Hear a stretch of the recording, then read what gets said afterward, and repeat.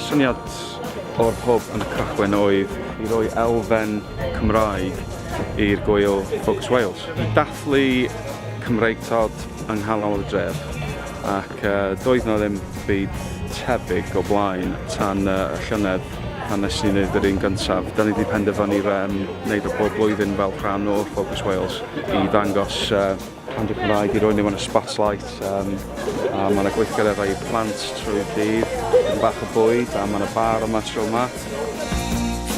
Wel, mae'n canologol i gweld faint o bobl nath dod y tro gyntaf. Ac mae yna lot o sefydliadau yn yr ardal yma sydd yn brwdfrydig dros yr iaith Gymraeg ac yn neud lot i hybu'r iaith, a da ni'n just dod at ein gilydd ac yn rhoi rhywbeth arbennig ymlaen fel hwn.